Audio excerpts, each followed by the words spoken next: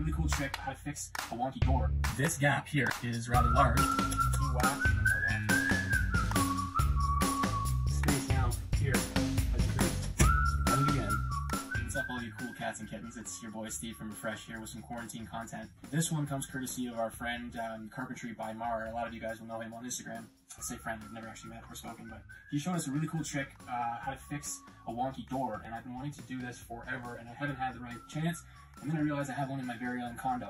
So if you come over here, I'm going to show you what I'm talking about. So you can see from the way the light shines through the door, this gap here is rather large, and on the other side you can see there is no gap. So this door actually, when it gets hot and humid in this condo, it swells up and the door itself actually binds on this jamb here. So we're going to show you a cool way to fix that. Back over to this hinge. So the hinge in question, first thing you're going to do is you're going to pop the pin out. So I've just got an Allen key here, and all you're going to do is a few whacks. You're going to pull that greasy pin out. Watch, because these things are covered in grease, so don't set it on your favorite carpet or your wife's face towels. And once the hinge is out, the next thing we're going to do is you're going to take a shim and you're going to wedge it between the door and the frame. So put it as far as you can. Basically, you're trying to achieve a nice even gap. So once you've got that shim in there, you're going to come back to this hinge over here.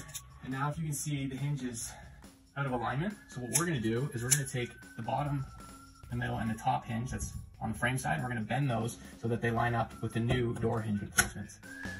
It shouldn't take very much. If you find that you're really cranking on it, you're probably trying to do too much. When you pop the pin back in, what you're going to find is that the door maintains this new position. We come over, pop the shim out. The space now here has increased, and you can see the door no longer rubs. But the trick does work. It's kind of important to know, though, if you're worried about the finish of these hinges, either use a monkey wrench or maybe put a cloth underneath your pliers, because you will definitely take off some of the finish of that hinge.